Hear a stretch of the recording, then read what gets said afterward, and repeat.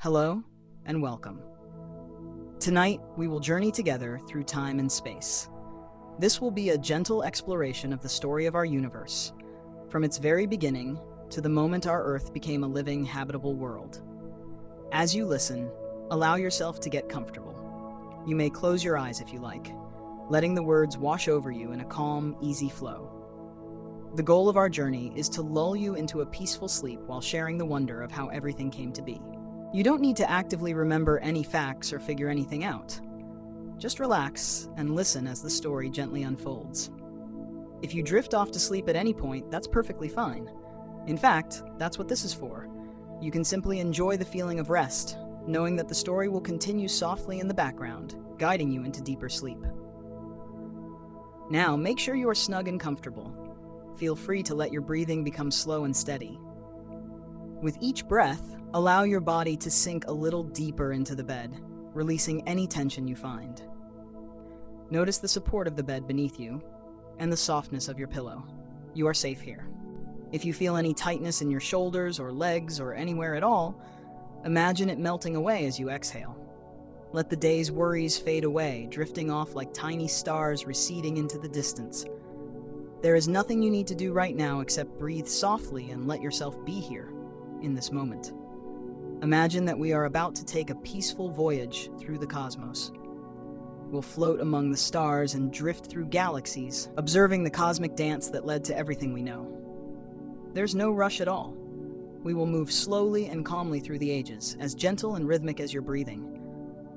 Let your mind open up, as vast as the starlit sky above. When you're ready, we will begin our story of the universe.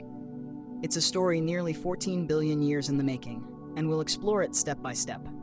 It begins in a time before time, in a space that was not yet space. So let's travel back, far back, to the very beginning. Let's go to the dawn of the universe and watch how everything started. In the very beginning, there was no time and no space. Nothing existed as we know it now. There were no stars glimmering in any sky, no planets, no galaxies, not even emptiness, because even space itself had not yet unfolded. All that would one day become the vast universe was concentrated in a single point, incredibly tiny and unbelievably dense. It's hard to imagine. All the matter and energy that now make up billions of galaxies were once packed into something far smaller than a grain of sand.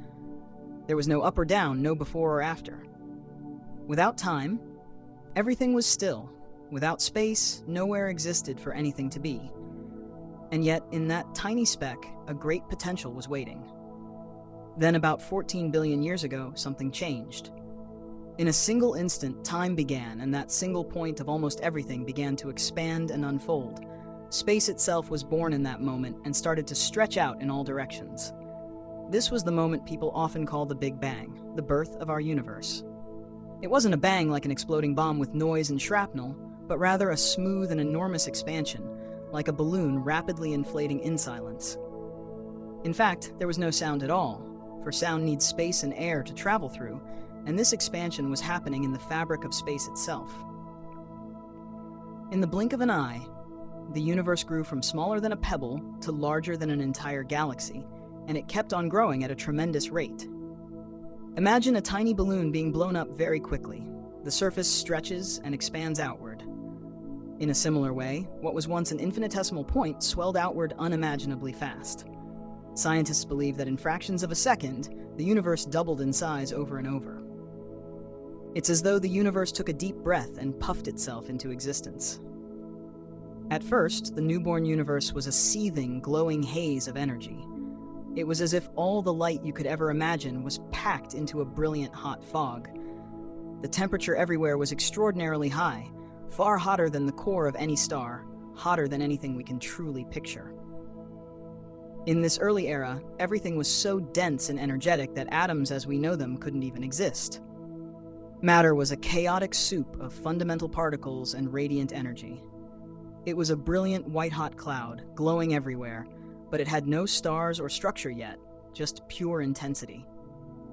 The basic forces of nature that we know today, gravity, which pulls objects together, electromagnetism, which causes light and magnetism, and the strong and weak forces that act inside atoms, were initially unified as one force in these extreme conditions. As the universe expanded and cooled just a little, these forces began to separate into the distinct threads that weave the fabric of physics as we experience it now.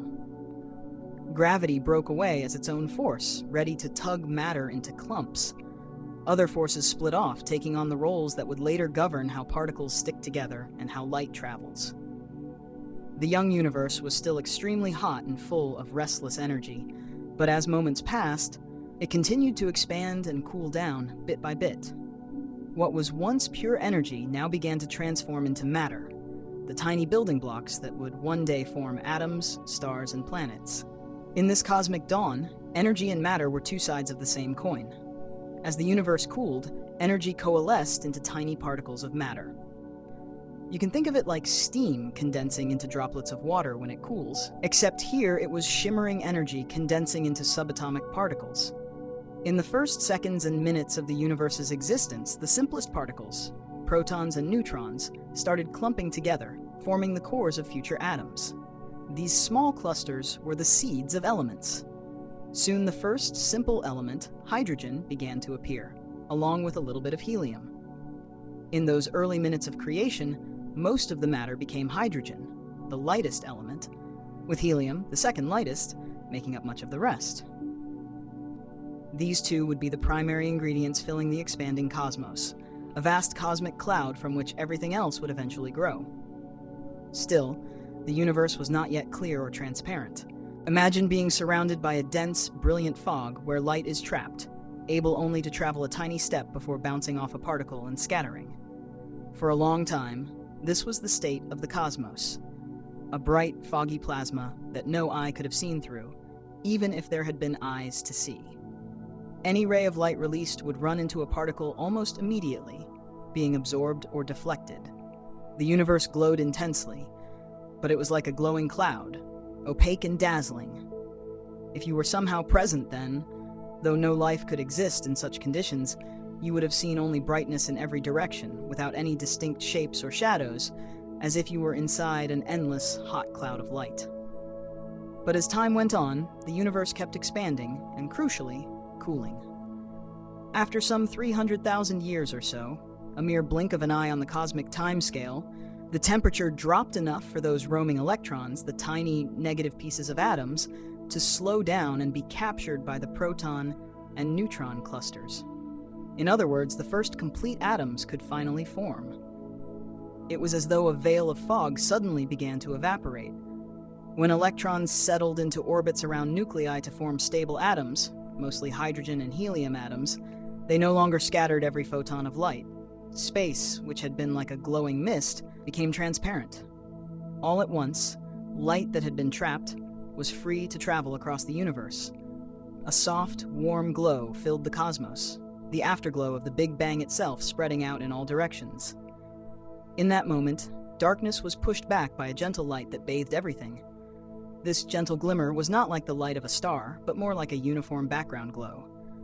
And, as incredible as it sounds, a faint echo of that very first light still surrounds us even today. Over billions of years it has faded and cooled, stretching into wavelengths our eyes cannot see, becoming what scientists call the cosmic microwave background, a soft whisper of the universe's infancy that can still be detected with sensitive instruments. It's like a memory of that early time, a remnant heat gently glowing all around the cosmos. For a short while, the young universe was suffused with this warm glow. But as the universe continued to expand, that light grew dimmer and less energetic, shifting beyond visible light into a cooler, invisible form. The initial brilliant flash gradually faded into the background of space. With no new sources of light yet born, the cosmos once again became dark. Imagine an immense expanse of expanding space, now mostly invisible, filled with the quiet hush of hydrogen and helium gas spread thinly across unimaginable distances. The temperature of the universe had fallen significantly, and what remained was nearly transparent darkness. This was a silent, cosmic night that lasted for millions upon millions of years.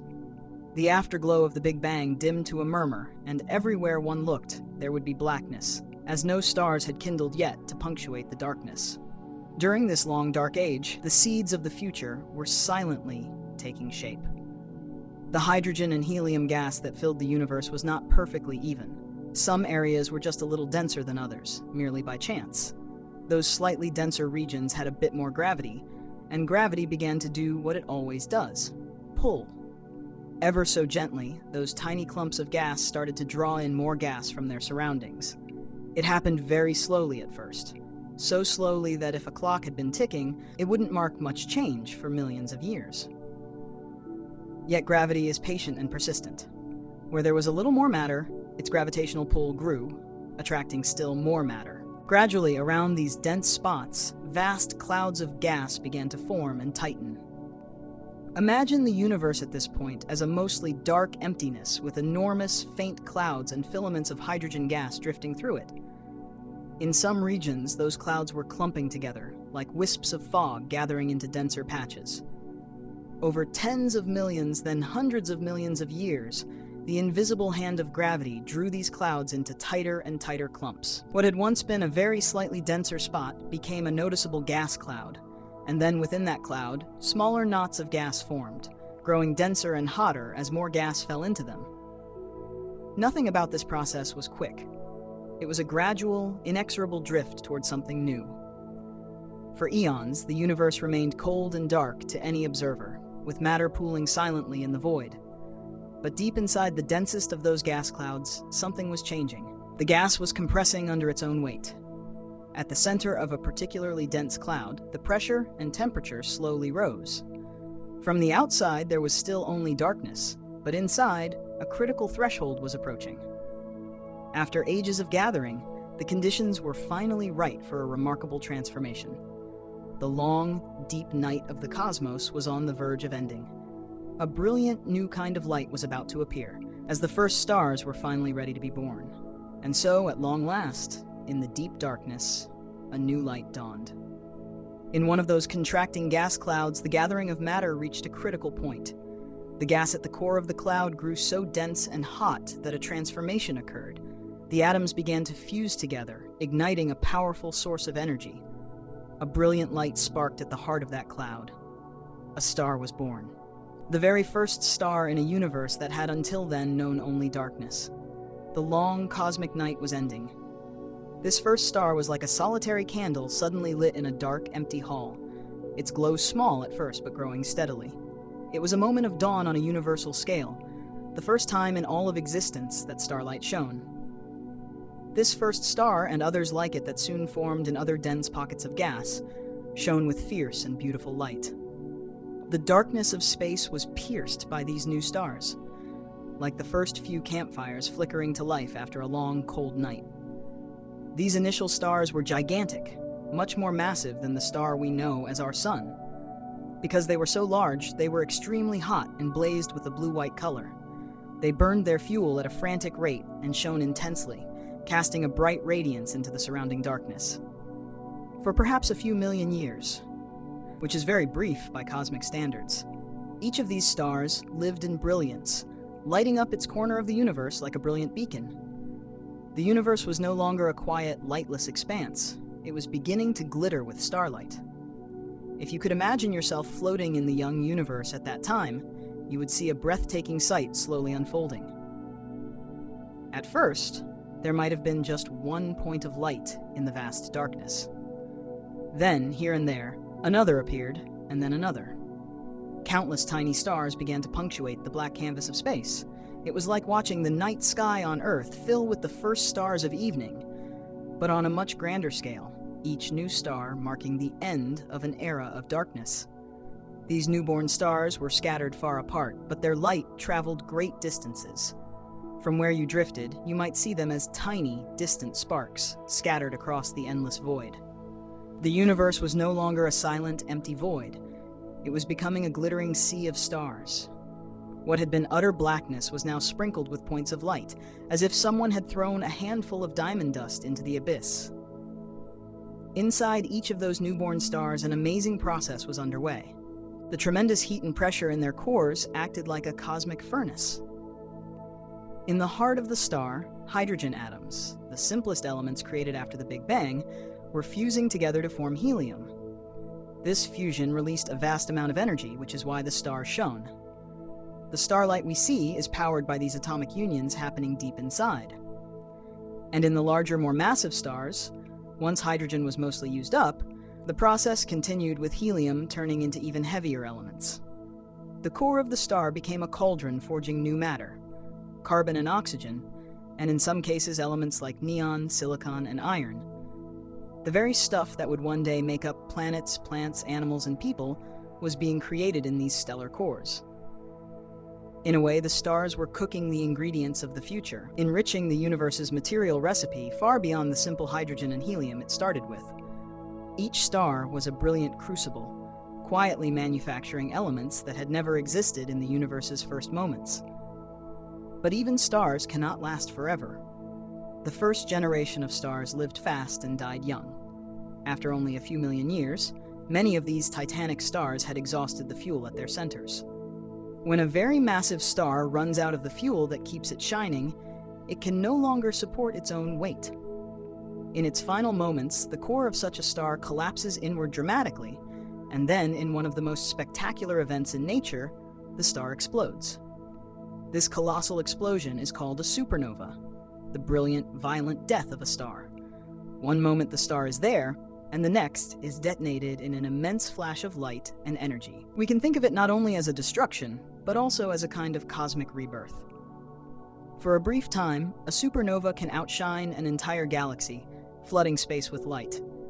You could imagine it like a celestial flower that blooms suddenly and explosively, casting its petals outward across the cosmic garden. Those petals are the star's outer layers, now hurtling into space, carrying with them all the new elements the star had forged inside. When those first stars exploded, they scattered their enriched contents far and wide. The heavy elements they had created, carbon, nitrogen, oxygen, silicon, iron, and many others, were flung into the surrounding space, mixing into the vast cold gas clouds that remained between stars. The universe was no longer composed of just hydrogen and helium. It had been seeded with stardust, the debris of those first stars which now became part of the cosmic clouds.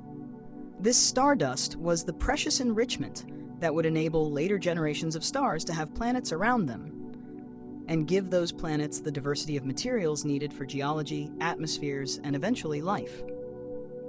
In essence, the first stars cooked the elements, and their supernova deaths served the feast out into space.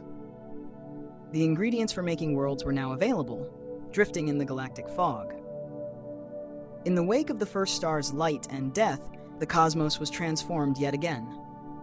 The intense ultraviolet light from these stars had cleared away the remaining fog of neutral hydrogen that once filled space, making the universe more transparent than ever. Space, which had been dark and opaque for so long, was now illuminated by starlight and largely clear of that ancient haze. And the heavy elements thrown out by supernovae enriched the gas all around. No longer was the cosmic gas pure and simple. It was mixed with all sorts of new atoms. Under the pull of gravity, this newly enriched gas began to form new stars in turn. The process of star birth became easier in a sense, because clumps of gas could cool faster, thanks to those heavier elements radiating away heat, and condense more readily. Gravity continued its patient work, drawing gas into new clouds, and within those forming new dense knots that ignited as the next generation of stars. Over hundreds of millions of years, more and more stars sparked into existence. They often were born in clusters, dozens or hundreds of stars together emerging from the same great cloud. These stars were not alone in the void. They began to group together due to their mutual gravity. The first small galaxies started to form from these groupings of stars. A galaxy is a sprawling community of stars, gas, and dust, all held together by gravity, rotating slowly around its center. You can think of a galaxy as a great city of stars in the cosmos, or perhaps an island of stars in the vast cosmic ocean. Some galaxies contained only a few million stars. Others eventually grew to hold hundreds of billions. They came in different shapes. Some were elliptical balls of stars, while others were flat disks with spiral arms.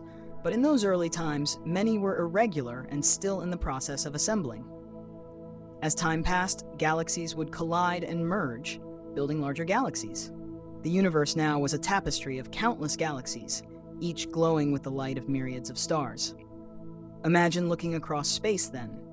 You would see great clusters and patterns of light, each cluster a galaxy composed of millions or billions of stars. What began as a near-uniform spread of gas had become structured into stars and galaxies, strung across space like bright cities separated by dark wilderness. The cosmos had become illuminated and structured, full of activity and light, a far cry from the utter darkness that existed before the first star. One of those growing galaxies would eventually become our own Milky Way. It likely began as several smaller protogalaxies that gradually drew together, merging into one system. Slowly, the Milky Way assumed a beautiful spiral shape, with a central bulge of older stars and graceful curved arms of newer stars swirling around it. Within those spiral arms were numerous clouds of gas and dust, the raw material for yet more stars.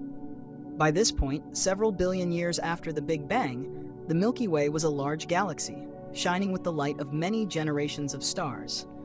It contained ancient stars that had formed early on, and newer stars still forming in glowing nebulae sprinkled throughout its spiral arms.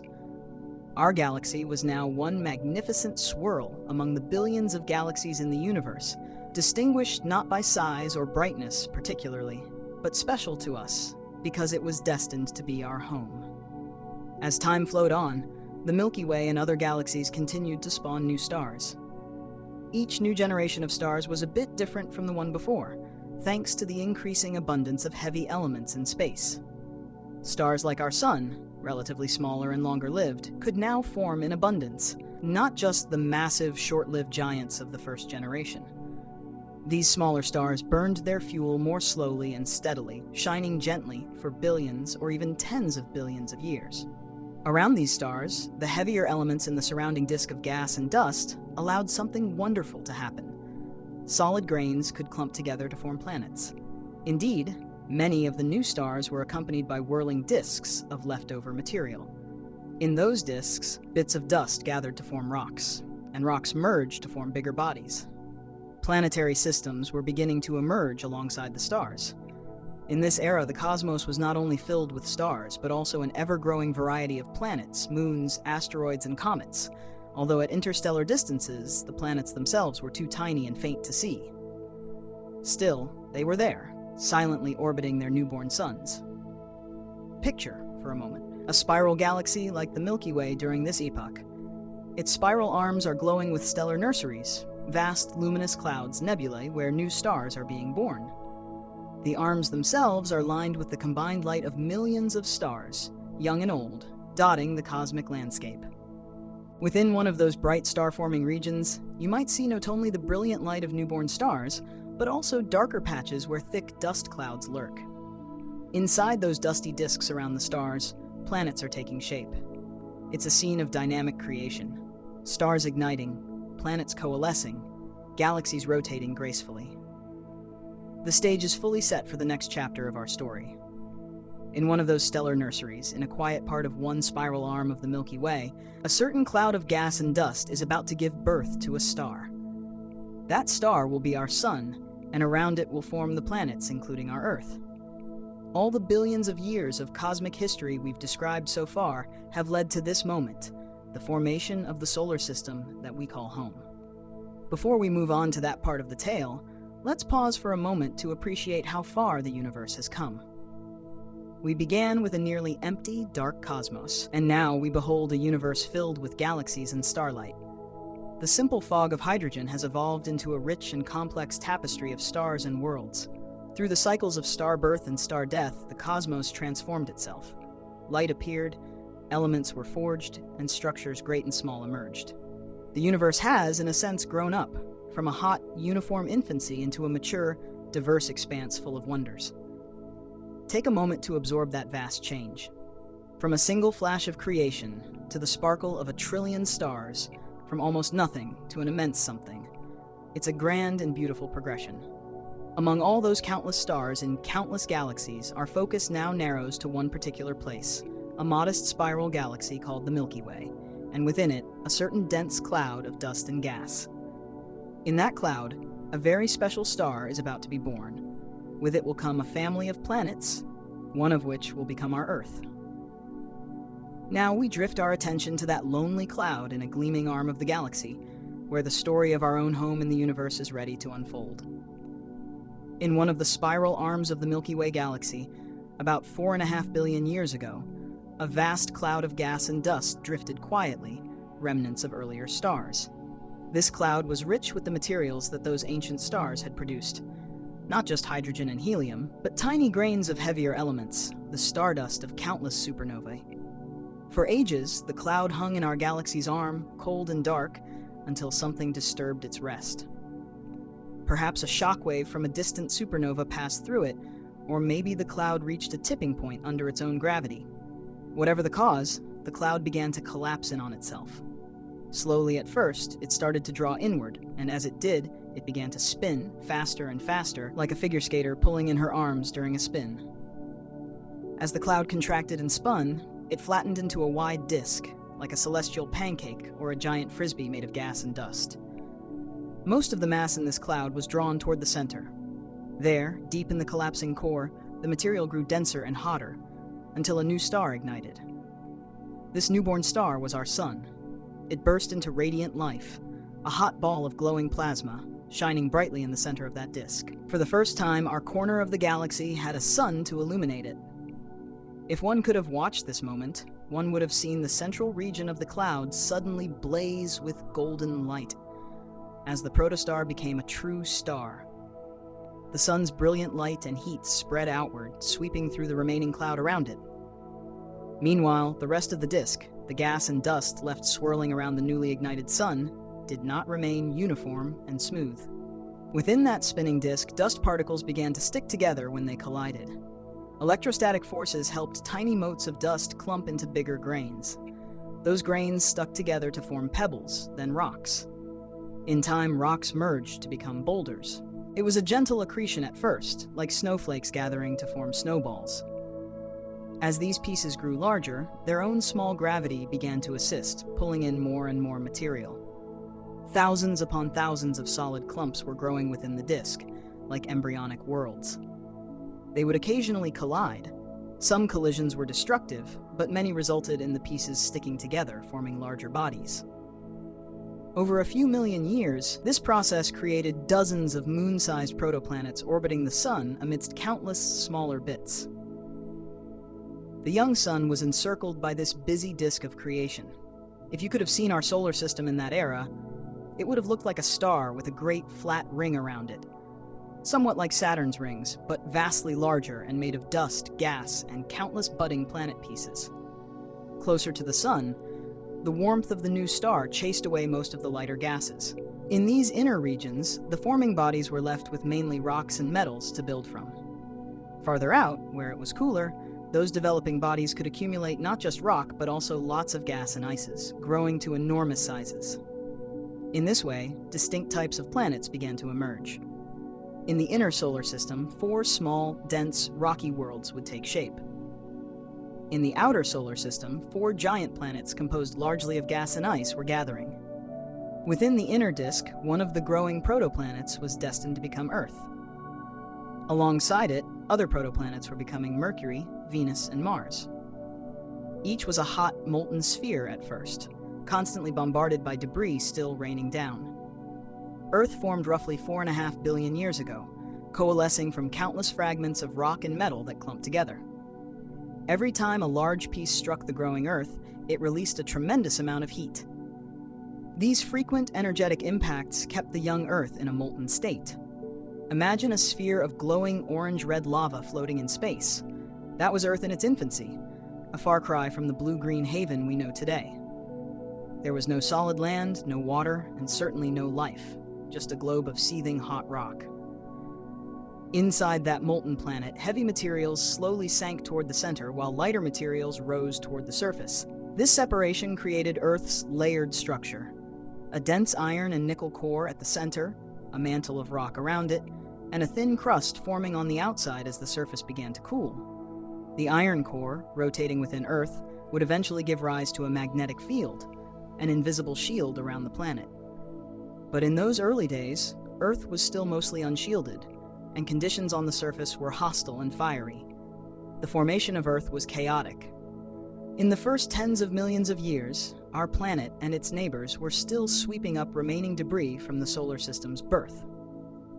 Space around the young sun was like a shooting gallery of asteroids and comets. One colossal collision in particular helped shape the Earth we know. A wandering protoplanet, perhaps the size of Mars, careened into the young Earth. This titanic impact was so violent that it melted a huge portion of Earth's crust and mantle all over again and hurled a vast amount of molten and vaporized rock into orbit around Earth. For a time, Earth may have had a ring of glowing debris encircling it, similar to the rings of Saturn, but made of red-hot molten rock and dust. Over the course of months and years, that ring of debris began to cool and clump, and eventually it coalesced into a sphere.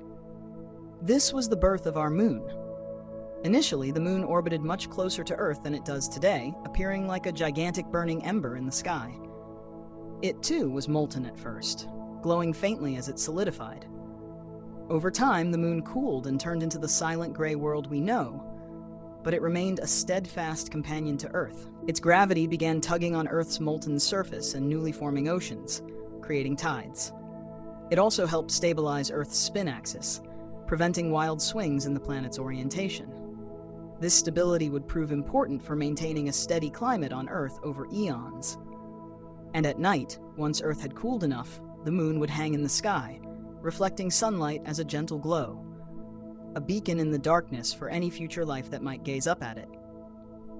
After that great impact in the formation of the moon, Earth gradually settled down and began to cool in earnest. The era of frequent giant impacts was drawing to a close, as most of the leftover debris had been swept up or ejected from the solar system. The Earth, though still hot, started to form a solid crust on its surface instead of being entirely molten. Volcanoes were numerous and active, releasing lava and gases through cracks in the new crust. These gases, along with vapors from the cooling molten rock, accumulated around Earth, giving rise to a primitive atmosphere. This early atmosphere was very different from the one we have now. It was thick with carbon dioxide, water vapor, and nitrogen, and perhaps traces of other gases like methane and ammonia. There was no oxygen to breathe yet, and the sky might have been a reddish or orange hue under the pale young sun. Dense clouds formed from the cooling steam, blanketing the planet. As the Earth's surface temperature fell below the boiling point of water, something wonderful and gentle began to happen. It started to rain. At first, rainfall was likely sporadic and evaporated quickly upon hitting the hot ground. But as the crust cooled further, the rains became more lasting. Warm droplets fell from the skies onto the cooling rocks, sizzling into steam at first, then gradually accumulating. Imagine the scene: dark clouds overhead, flickering with lightning, and a relentless rain showering the cooling earth. Water gathered in puddles, which grew into lakes. The rain continued for thousands of years, maybe even millions in intermittent bouts, filling the low basins of the Earth's surface. Those basins became the first oceans. Water also arrived from extraterrestrial sources. Innumerable comets and ice-rich asteroids bombarded Earth in the early period, each delivering a tiny amount of water that added to the filling seas. In time, much of Earth's surface was covered in water, vast young oceans that gently sloshed against the new-formed shores of barren rock. By now, if you could stand on the surface of the young Earth, protected somehow from the unbreathable air, you would witness a strange yet tranquil world. The sky above is a murky blanket of clouds, with perhaps occasional clearings showing a faint sun. The ground is solidifying, with dark volcanic rocks forming the first continents in a world mostly dominated by ocean. The air is thick and warm with carbon dioxide and nitrogen. You'd see no blue sky, but rather an overcast heavens and maybe an orange tint when the sun sets through the haze. Volcanoes still erupt now and then in the distance, pouring lava into the sea and sending plumes of ash into the sky. Thunderstorms flash and rumble across the early ocean, and rain is still a common visitor, pitter-pattering on the primeval sea. The ocean itself is a warm broth, perhaps tinged green with dissolved minerals, stretching out vast and empty. Yet this world is much calmer and cooler than it was during its fiery birth. By around 4 billion years ago, Earth had become a habitable world in the sense that the conditions were finally right to support life. The once molten surface was now solid land and liquid water. The planet was no longer being sterilized by constant giant impacts. It had a stable crust, oceans of liquid water, and a thick atmosphere to trap heat and shield the surface from cosmic rays and meteors. The stage was set. In the shallow waters along rocky coastlines and in the mineral-rich depths of the ocean, the basic chemical ingredients for life were present and stewing. Before long, perhaps by 3.8 billion years ago, mere hundreds of millions of years after the oceans formed, the first spark of life would indeed flicker into existence. Simple microscopic organisms, little cells, would assemble themselves from complex molecules, taking advantage of the gentle environments of tide pools or deep-sea hot springs. They would begin the next great chapter of Earth's story, the saga of life. But that is a tale for another time. For now, we have arrived at the point in our story when the Earth has become a hospitable home. The planet that was once a burning ball of lava has cooled into a blue world with calm oceans and the potential for life floating in its waters. The long journey from the Big Bang to this point has created a sanctuary where life can take hold. The Earth is ready, cradling warm seas beneath soft clouds, turning under the light of the sun and the gentle glow of the moon. All the necessary pieces, the oceans, the continents, the atmosphere, the stable climate, are in place. In the silence of a world still without any living voices, the stage is quietly set for the miracle of life to begin. Our journey from the beginning of the universe to the early Earth has been vast and wondrous. Think of all that we have witnessed in this story. We saw how, from a single spark of creation, the cosmos expanded and gave birth to light and matter. We followed as gravity drew matter together, forming the first stars, and how those stars lit up the darkness and forged new elements in their hearts. We watched as galaxies assembled, and as those stardust elements came together to form new stars and planets. Finally, we saw how one particular planet, our Earth, was born and transformed into a living world, ready to nurture life. It's an almost unbelievable tale, yet it happened, and we are proof of it. Now, here we are, so many eons later, resting on that very planet Earth. Take a moment to marvel at that simple fact. You are lying here on a world that was once a ball of molten rock, a world that formed from cosmic dust orbiting a new star. The ground beneath you, the bed you lie on, the very body you inhabit, all of it is composed of atoms that were forged long ago in the fires of stars and the crucible of the early Earth. The calcium in your bones, the iron in your blood, the carbon and oxygen in every cell of your body. Those elements were created in stellar furnaces and scattered across space by stellar winds and explosions, billions of years before you were born. The water in your cells was delivered by ancient asteroids and comets, and has cycled through oceans and clouds since Earth's infancy. In a very real sense, you are a child of the universe, made of bits of cosmos. Take a deep, slow breath. As you inhale, feel the air fill your lungs. The oxygen in that air was produced by plants and algae, descendants of the first life that ever graced this planet. And as you exhale, feel any tension leaving your body. You are connected through time and space to the grand story we told tonight. In your breath, in your blood, in your bones, the history of the universe lives on. There is something comforting in knowing this, that you are a part of this great story, inseparable from the cosmos. The stars are your ancestors, and the Earth is your home and mother. You belong here, just as much as the ocean, the hills, and the sky. While you rest, you are cradled by the Earth, which itself was shaped by the vast universe around it. Feel the gentle pull of Earth's gravity, holding you securely. The same force that guided the stars and planets in our tale, now giving you weight and anchoring you softly to your bed.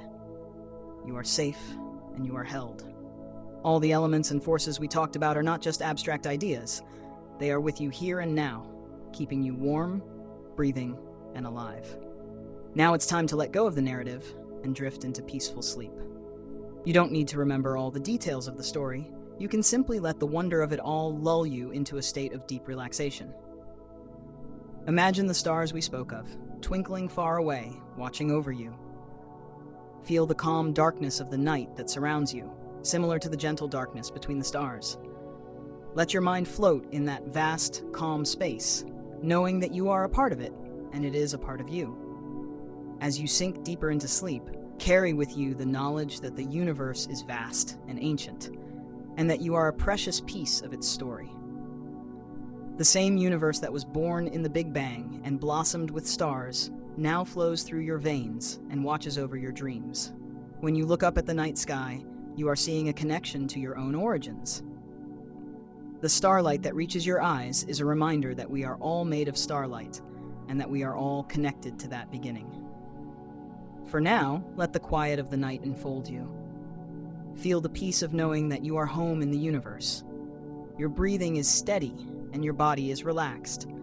The soft whispers of the cosmos are all around, in the rustling of the night breeze or the faint hum of silence. Let those whispers soothe you further into tranquility. Thank you for coming along on this long journey through time and space. The universe has told its story, and now it gently sings you to rest. You are wrapped in the same tranquility that once fell over the dark cosmos before the first stars. You are resting under the same stars that once were just newborn glimmers in the sky. May your sleep be as peaceful as a calm ocean under the night sky, and your dreams as wondrous as the cosmos itself. You are part of an incredible story, and you are never alone. The whole universe is in you and around you, keeping you company in the quiet of this night. Rest now, dear listener. Let your breathing be slow and easy. There is nothing more you need to do, nowhere else you need to be. You are here, safe and comfortable, a child of the stars drifting to sleep. Good night.